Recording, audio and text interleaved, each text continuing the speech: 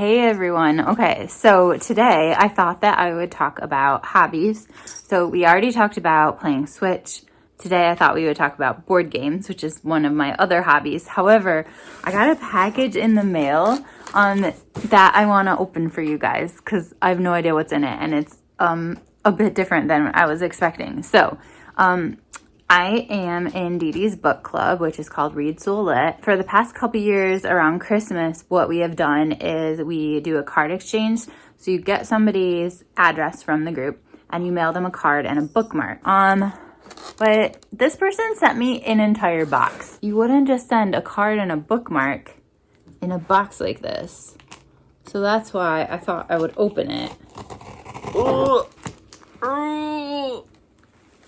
I need to go to the gym more. Oh my gosh. First of all. Oh my gosh. Okay, first of all, I am freaking in love with this. So, one of the things I have gotten into is like not tarot, but like, what are they called? This is an affirmation card set, and it's all on like self-worth, self-love, stuff like that. Oh my gosh, this is so sweet. Thank you so much. I don't even know if she watches, but thank you. Like, she does. Okay, and then, oh my gosh, like the holy mother, we are not even done. So, card, okay? Let's open the card. Holy mother. Aww. Oh my gosh. Okay. So, card. Okay. Aww. That is so sweet. So, sweet card, super sweet message on the inside. Then, a bookmark. So, this is all you're supposed to get. Card, bookmark. But she's like, so kind. Oh my gosh. Oh my gosh. All I need is books and cats. That is like perfect, and it's so cute. Oh my gosh. Holy cow, that is so cute. Oh my gosh. Okay, then we're not done. Oh, I just bonked my nose. Oh my gosh.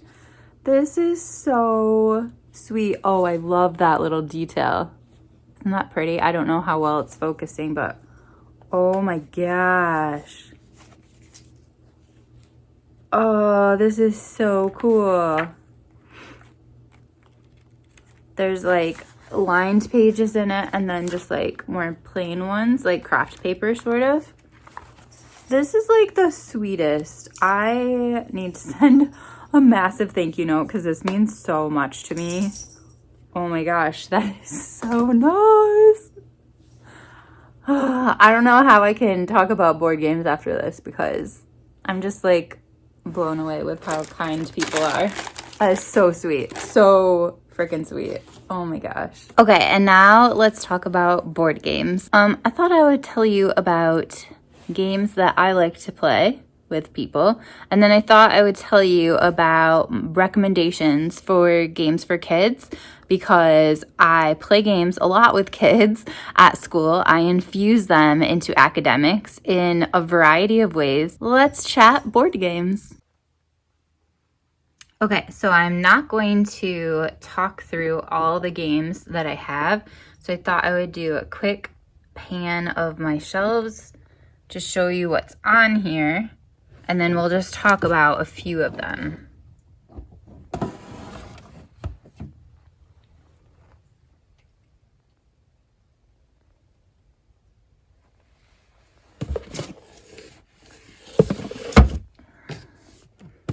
Ugh, I think that one is like jammed in. This one is Quicks, Yahtzee.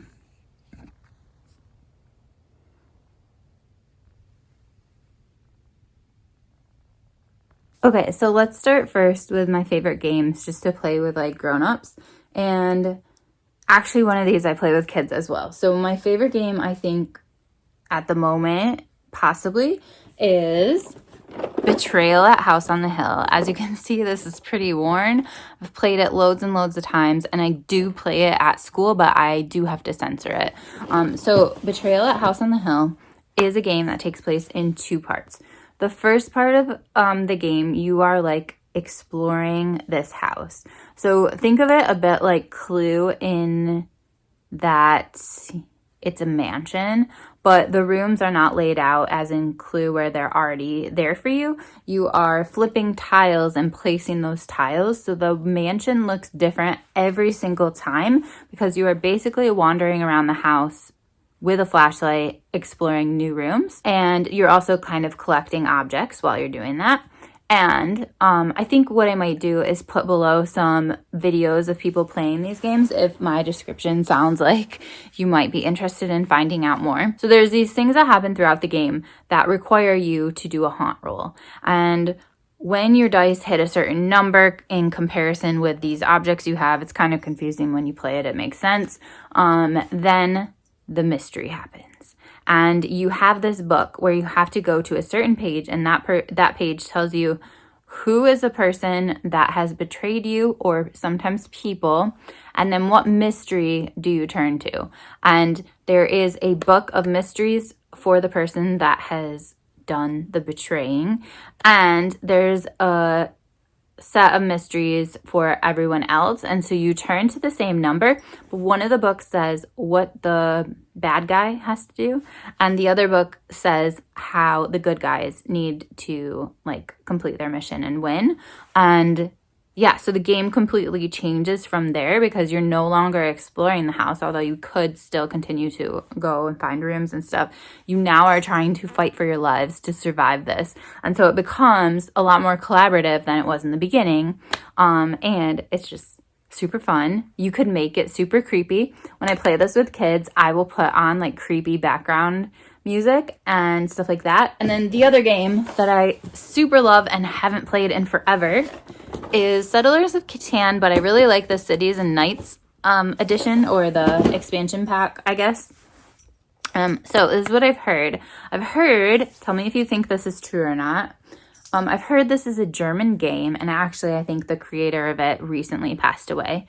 But I heard that this game with the Cities and Nights expansion pack is how it was intended to be played, but basically it was quite complex, and so they decided to create an original game first and teach people how to play that game and then add on this expansion. But this was the original intent, is for it to be played with all the rules and everything that comes with the expansion. Basically, in this game, I feel like most people have played it. Maybe not with the expansion, but basically, you are creating towns and cities and trying to just like get the most points, which you get through building the towns and the cities and having a long road and connecting things. And depending on the location of your cities, you collect resources, which just helps you be more successful. And it's just super, super, super fun. I'm curious, some of these board games, like I think you can play some of them on Switch, and I'm just curious what the Catan one is like on Switch, because I haven't bought it or played it or anything like that, but yeah, it's one of my faves. Okay, so now the larger part of this video, let's talk about games for kids, because honestly, that's most of my board game playing is with kids. So let's go there. All right, I have 4 games to talk to you about. Nope, I have 5. One's at school, and so that's the 5th one. So I'll start talking about that one first, even though I don't have the parts to it, so I will try to explain it without them. Anyway, in Ghost Blitz, there are basically 5 wooden objects that come with the game, and it depends on which edition you have, what objects you have. So in my edition, I have a ghost that's white. I have a bathtub that's gray. There's a brush that's blue, and there's a bath mat that is red, and then a frog that's green. And these are all wooden except for the bath mat, which is just a piece of cloth. And what you do is you just have cards and you flip the card, and the kids have to look at what's in the picture. And so they have to find basically what's not in the picture. So for example, maybe it's like a ghost with the hairbrush. Well, maybe in the picture the ghost is red, so it can't be the ghost and it can't be the thing that's red. Maybe the hairbrush is in there and it's green, so it can't be the hairbrush, and it's green, so it can't be the frog, so it would have to be, it's hard to do it without the picture in front of me. I don't know what I'll put it below because I need the visual. But anyway, so you have to find what's not in the picture. But then if it trips you up, because sometimes you do need to find what is in the picture. So maybe there's a ghost with a hairbrush, but the ghost is red, but the hairbrush is blue, which is the correct color, then you would have to grab the hairbrush. And so the objects are kind of in front of you, and when you flip a card, you just have to grab the correct object as fast as you can, and then you get the card, and whoever gets the most cards at the end wins, because each card is a point. The next game is Trio. So I gave this to Sarah's kids when I visited them last summer, but I gave them a smaller version because I could not put something this big in my suitcase. So I'm going to quickly set it up for you guys so I can show you how it goes.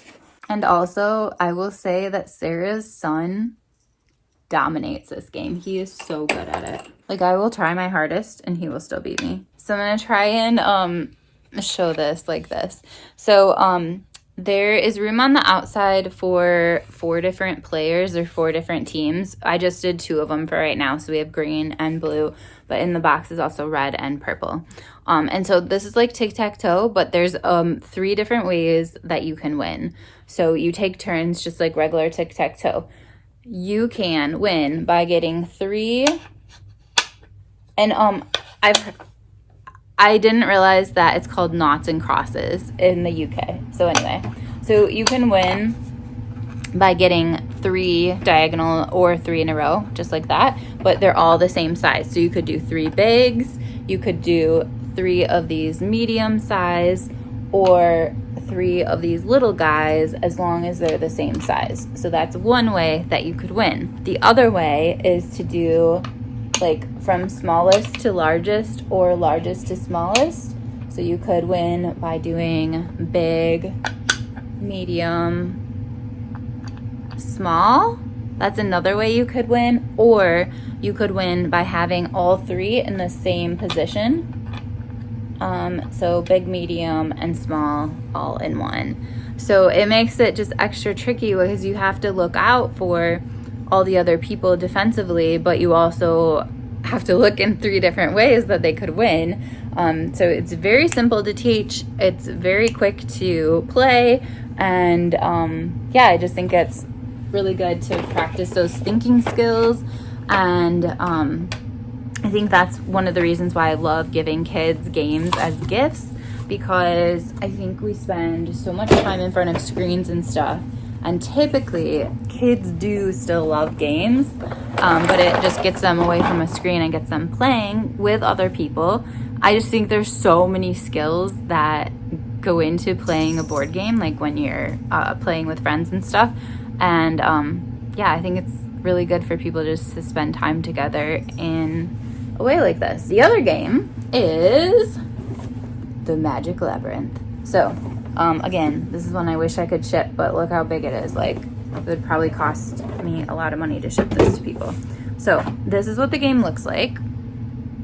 Okay, but like this is how you play it. You play it this way, okay? But when you're setting it up, what you do, there's this piece on the inside, and what you do is you put in these walls, which are just like wooden pieces of like block. Like I'll try and get one out and show it to you.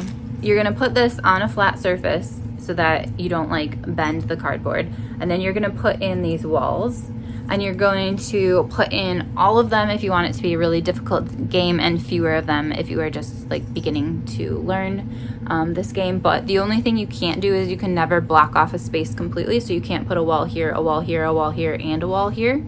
And what's even more tricky sometimes is make sure you don't block off a section either. So you can't put like walls like here, because anybody needs to be able to get to any one of these squares, but you just might not be able to get there the most direct way because you will hit a wall. So basically, you put this in, okay? You have more than one wall. This is just an example, okay? And then you put this on top of it so that now you can't see the walls. And then you have this on the table and you spin it and you say, magic labyrinth, show us your secrets, okay? And then you guys each have one of these little like pawn guys. It was very complicated. Okay, and you stick them on the corner, and then there's this, you stick them on the corner, and there's this magnetic ball that goes under them, okay? And now you can slide them, and you can feel like the resistance of the magnet moving with them. So what happens is you reach into this bag and you draw. I have like all the walls in this bag right now, so it's hard to find what I'm looking for, but normally you would just only have these circle tiles left in here after you set up the game. So I drew a flower.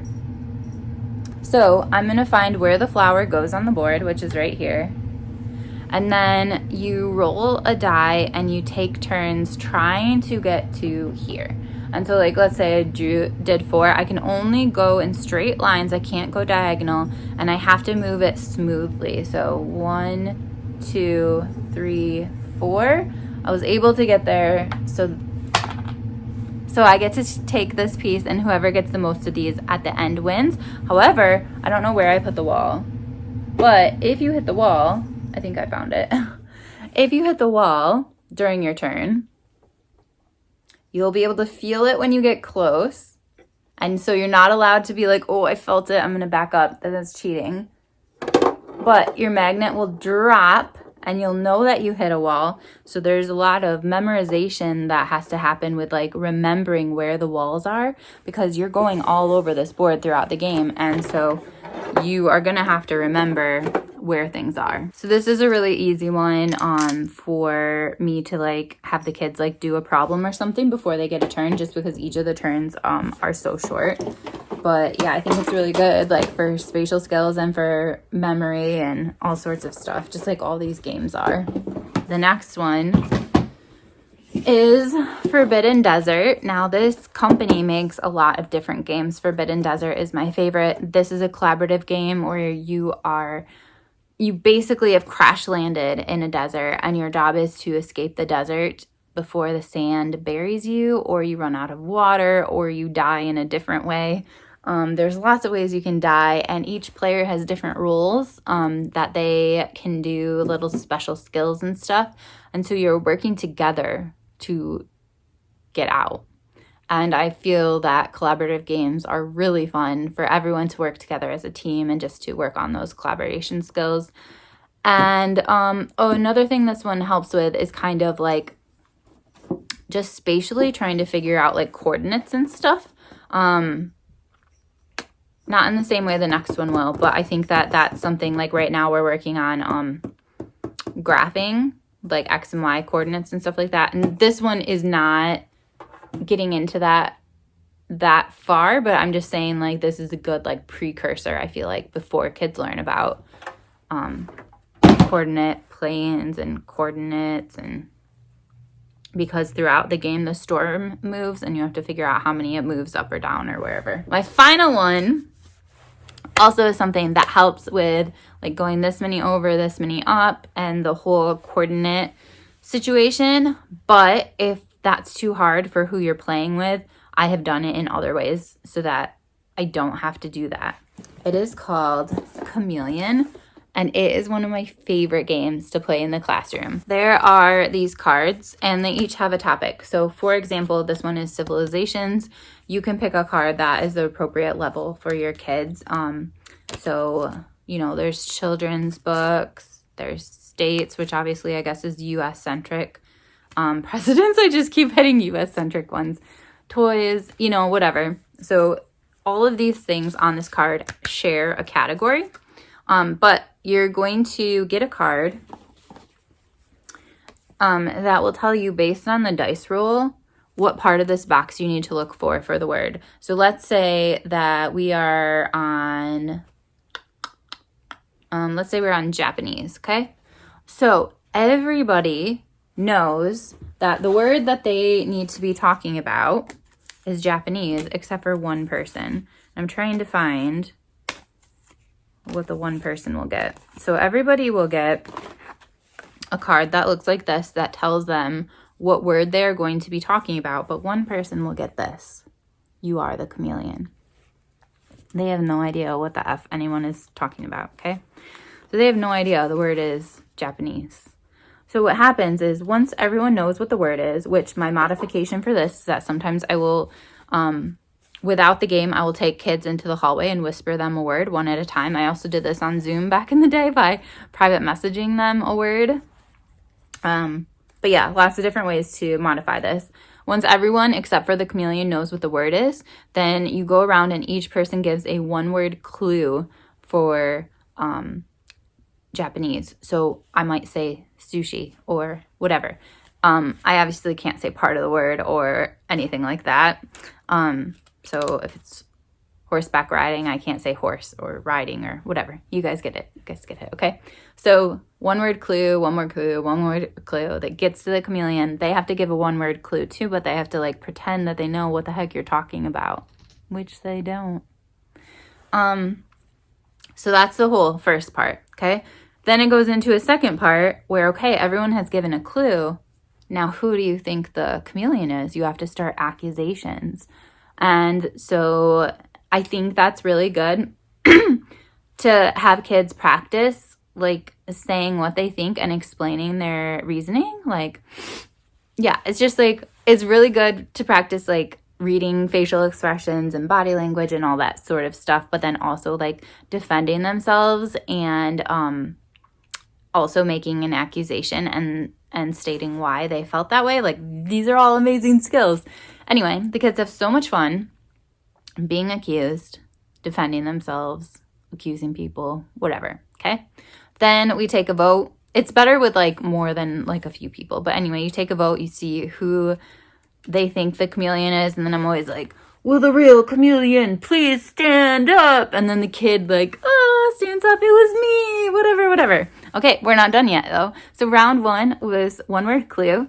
Round 2 was trying to, figure out who the chameleon was, accusations.